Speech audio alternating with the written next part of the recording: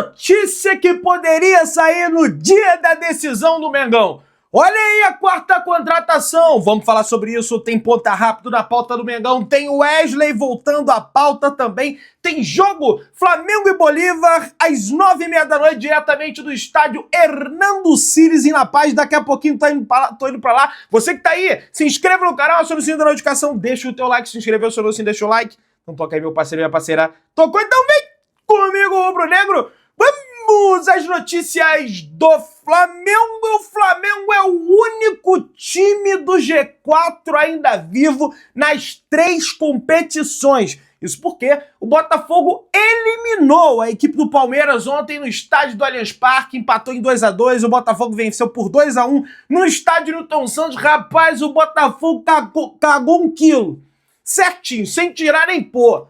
Porque mesmo abrindo 2-0, os caras quase pipocaram de novo, dessa vez numa Libertadores da América. Palmeiras meteu até o 3º gol, mas bateu na mão ali do Gustavo Gomes e o VAR acabou anulando. Depois meteu a bola de falta na trave, um negócio assim realmente impressionante, que levaria a partida ali por os pênaltis. Rapaz, impressionante esse jogo de ontem entre Palmeiras e Botafogo. Tomara que o jogo de hoje do Flamengo seja mais tranquila e que nós, rubro-negros, tenhamos ali uma classificação bem tranquila. As quartas de final da Copa Libertadores da América, Flamengo que já sabe o seu possível adversário, lógico, tem que avançar, vamos respeitar também, mas vai avançar, vai dar tudo certo. Flamengo enfrenta a equipe do Peñarol, avançando diante da equipe do Bolívar, beleza? Eu, às 9h10 da manhã, tô pegando voo e partindo para La Paz para fazer essa cobertura, para ver o jogo também aí para vocês, beleza? Vamos torcer para que tudo dê certo pro nosso Flamengo, gente. Só tô torcendo por isso, mas vamos... Tô nervoso, tá, gente? Eu tô pilhado nesse negócio aqui, que daqui a pouquinho tô soltando vídeo aqui no Madrugadão Rubro-Negro, e daqui a pouquinho tá aí o Marquinhos Gordola e a Ami pegando voo, e o Guilherme Flazoeiro tá no mesmo voo com a gente, Mauro Santana também, Letícia Almeida, que trabalha lá com o Guilherme, pra ver esse jogo, beleza? Provável time do Flamengo pra entrar em campo. Rossi no gol, Varela lateral direito, zaga, Fabrício Bruno e Léo Pereira na lateral esquerda e Tom Lucas. Assim se forma ali a defensiva do Flamengo. Primeiro volante Eric Pulgar. Os 2 primeiros volantes do Flamengo ali, Léo Ortiz e Pulgar, De La Cruz, meio campista, Gerson, Luiz Araújo e Carlinhos. Essa é a provável time, o último time que treinou como titular do Flamengo no CT Ninho do Urubu. Tem muita gente contestando o Tite, aliás. Por que ele não bota o Bruno Henrique? Era pra estar o Bruno Henrique no lugar do Carlinhos para dar velocidade e coisa e tal. A informação que chega, inclusive o colega Renan Moura trouxe com exclusividade, é que o Tite guarda o Bruno Henrique para ser uma válvula de escape diante da equipe do Bolívar. Por exemplo, o Flamengo tá com a vantagem, segundo tempo, Bolívar tendo que ali pressionar o Flamengo, deixando espaço, ter o Bruno Henrique para correr. Pedrão, mas é altitude. O Bruno Henrique, ele tem uma potência física impressionante. Jogos na altitude, geralmente o BH vai bem. Lembramos, no jogo LDU e Flamengo, quando o Flamengo venceu a LDU em 2021 na fase de grupos da Libertadores. Bruno Henrique fez gol. Flamengo e San José, na altitude também, em Oruro. Bruno Henrique não fez gol, mas deu assistência pro Gabigol fazer o gol. Então, geralmente, ele vai bem nos confrontos contra o Del Valle, que ele estava presente. Foi bem também. Então, geralmente, ele vai bem. Ele tem um organismo, tem uma capacidade física de absorver bem esses efeitos que a altitude dá na pessoa, que é falta de ar. E aí tem as outras situações que você dá um toque, o tempo da bola não é o mesmo, e aí tem a bola aérea, que já é um desastre no Flamengo e vai ficar pior ainda por conta do ar ser rarefeito. Isso foi muito treinado no CT Ninho do Urubu, mas não tem como você treinar o ar ser rarefeito, né? Até porque no nível do mar, no CT Ninho do Urubu, você não tem isso, não é mesmo? Quem apita o jogo hoje é Yael Falcon, não sei se é Jael Falcon, não sei, enfim, que esse Y, o que é, né? no espanhol, ele é argentino, é o árbitro argentino, tá? Que apita o jogo do Flamengo, auxiliado por Facundo Rodrigues e Maximiliano Del Esso. O VAR é Mauro Vigliano, também da Argentina. Então, é um quarteto argentino que vai comandar essa partida do Flamengo diante da equipe do Bolívia. E aí, a Argentina vai ferrar o Flamengo. Isso aí, sinceramente, gente, o Flamengo tem que fazer o papel dele, tem que jogar, e não tem essa história, isso aí é papo de botafoguense, papo de perdedor. Vamos ver depois do jogo, mas depois do jogo tudo der certo, vai dar tudo certo, o Flamengo vai sair classificado. Pedrão, mas no ano passado o Flamengo foi eliminado, outra circunstância, problema no elenco, soco na cara, não sei se já tinha acontecido, mas teve isso, aí o Flamengo só fez um gol, o Flamengo tá com 2. Ainda bem que aconteceu aquele gol do Léo Pereira, senão nossa situação fica realmente muito difícil. De La Cruz não estará 100% para esse jogo da quinta de hoje, lógico, segundo Léo José. O meio-campista uruguaio conseguiu parcialmente se recuperar de problemas musculares durante a preparação do Flamengo. Mas não tem essa história, é Libertadores, perdeu só no ano que vem. Imagina, seria uma péssima situação que a gente viveria com a eliminação do Flamengo, mas vai dar tudo certo e o De La Cruz vai ter que jogar. Não tá 100%, mas não jogou contra o Botafogo, vai ter que jogar, não tem jeito. E se lesionar, Pedrão, aí é outra história. Depois fica para depois.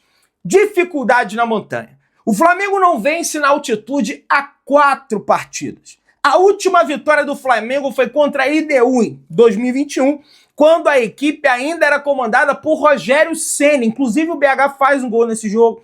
Com o Abel Braga, técnico do Flamengo, o Flamengo perde para a IDU na altitude de 2019 na fase de grupos, mas o Bruno Henrique fez gol nesse jogo. Neste século, o rubro-negro conquistou apenas 3 vitórias em 4 partidas. Nenhuma delas foi contra o Bolívar, adversário que enfrentou 2 vezes. O Flamengo enfrentou o Bolívar em La Paz na Libertadores de 2013, na fase de grupos. Perdeu, né? Teve aquela história do escorregão do Samir, aquela coisa toda, e perdeu de novo nesse ano na fase de grupos. Mas foram derrotas simples. O Flamengo perdeu por 1-0 em 2013 e perdeu por 2-1. Ou seja, uma derrota por um gol de diferença, o Flamengo avança da mesma forma. Lógico, a gente quer, sei lá, quem sabe um empate, um 0-0 para ser mais tranquilo, mas se perder por um gol, o Flamengo avança às quartas de final da Copa Libertadores da América. Não vence desde 2021, mas o Flamengo não precisa vencer. E jogando na altitude, eu não quero uma excelente atuação do Flamengo, eu quero a classificação do Flamengo. Se for escolher sem sofrimento absurdo. Camisa 10 do Bolívar reconhece desvantagem, mas acredita em virada contra o Flamengo na Libertadores. Inclusive o brasileiro falou isso, né? O tal do Bruno, que é o camisa 10 lá do Bolívar, um dos melhores jogadores do Bolívar, ele falou: desde que estou aqui, a gente não teve essa desvantagem. Mas eu já vi muitas remontadas do Bolívar em outras temporadas e de outras equipes aqui na Bolívia. A gente tem que ser inteligente, né? Saber jogar o jogo, entender o que o jogo nos pede. Num dia bom, tentar fazer as coisas bem. É claro que vai ser difícil um jogo contra o Flamengo, com desvantagem de 2, mas temos condição de reverter a situação. Ele sabe que tem essa condição por conta do fator altitude, né? E o Flamengo precisa não anular os efeitos da altitude, mas mitigar as ações do adversário que vai tentar se aproveitar desse fator. Combater a beirada, principalmente. Porque, meu amigo, eles vão alçar bolas e bolas.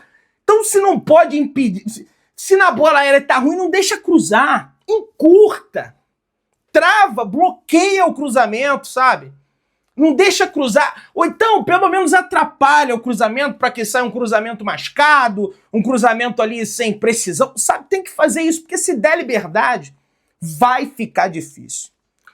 Gente, segundo o jornal O Globo, na aba Esporte, o jornalista Diogo Dantas, ele traz novas informações sobre o Wesley.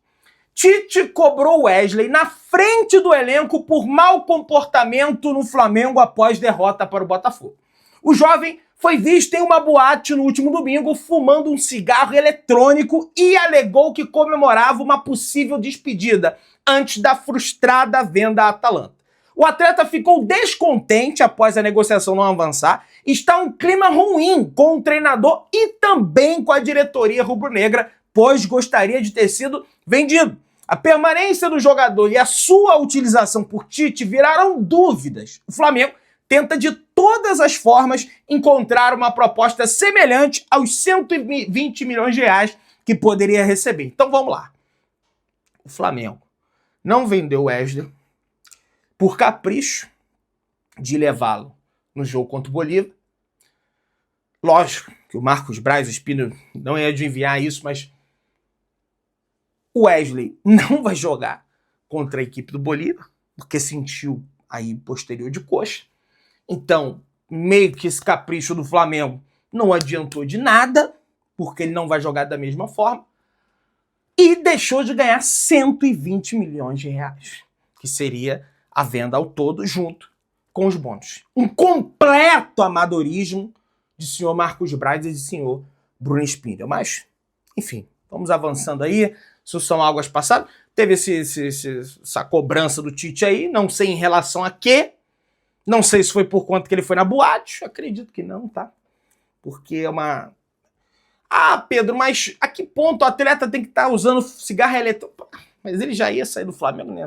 Não é mais ser responsabilidade do Flamengo. Aí é problema do diretor lá da Atalanta, que... não sei, né? Mas vamos avançar. Chola sobre Filipe Luiz em entrevista ao Guilherme Xavier do Trivela. Grande Guilherme Xavier. Um abraço aí pra ele. Abre aspas. O Filipe consegue falar inglês, então a comunicação com ele é mais fácil. Ele está sempre me orientando e conhece bem os caminhos pela esquerda. Jogou muito tempo por ali. Foi lateral esquerda, né?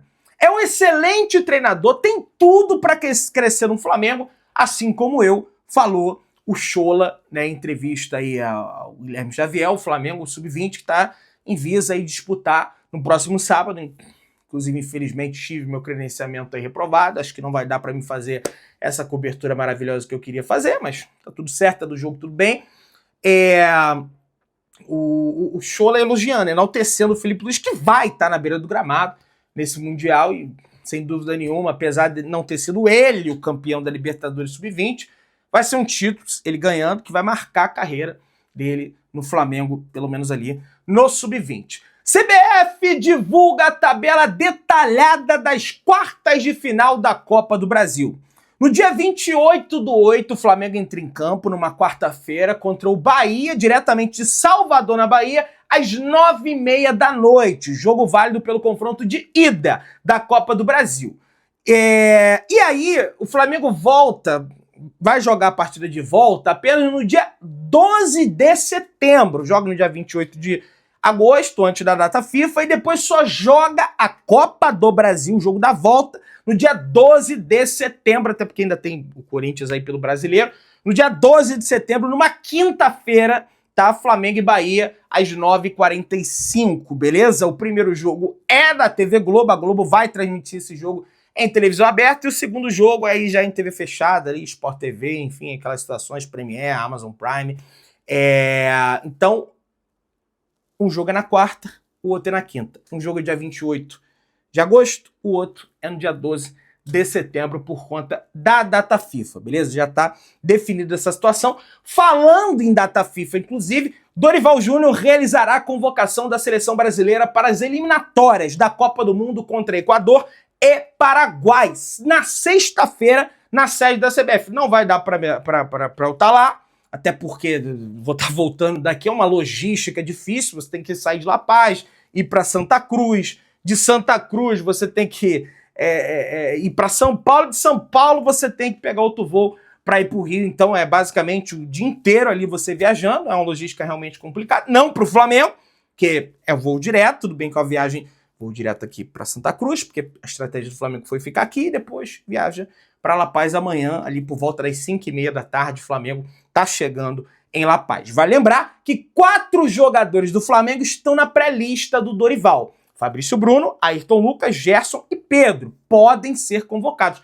Acho até que o Pedro seria convocado se não fosse essa situação da lesão dele, que ele só volta em setembro. Tudo bem que as eliminatórias ali são em setembro, mas é no início. O cara vai ter recém-voltado de uma lesão. Não faz o menor sentido o Dorival fazer uma convocação dessa, até porque não é amistoso, o cara não vai estar 100%, é eliminatória, é jogo valendo, o Brasil tá terrível, aí perdendo tudo, enfim. Então, eu acho que não tinha que convocar ninguém do Flamengo, tá? Porque senão o Flamengo vai ser prejudicado. Porque além de perder o jogo da volta da Copa do Brasil, porque, não é no mesmo dia, mas é próximo, tá? É próximo. Além disso, existe a hipótese, tá, do Flamengo jogar contra o Internacional durante essa data FIFA, jogo atrasado. Existe a chance. Vamos ver, tá? Acho que eles só vão soltar isso após essa convocação do Dorival. Se tiver ninguém convocado, acredito que eles vão marcar o jogo, né? Apesar que tem o Pulgar no Chile, tem o De La Cruz, o Vinha não, porque tá machucado, o Arrascaeta não, porque também o Varela, né? Mas capaz de montar. Michael chega ao Brasil e fala da volta ao Flamengo. Abre aspas. Que possamos construir uma linda história ao desembarcar no aeroporto de Guarulhos com um semblante de quem estava visivelmente cansado. Michael disse poucas palavras, mas sorriu bastante e não escondeu a alegria de voltar a ser rubro-negro. E ele falou: estou muito feliz, mas estou cansado. Volto com mais bagagem. Deu uma risada e olha para as malas. Fui muito feliz aqui, fui muito feliz lá. Estou retornando para fazer o meu melhor. Que possamos construir uma linda história, disse Michael em entrevista ao canal Flazoeiro, beleza? O Flazoeiro estava lá presente, conseguiu pegar essa entrevista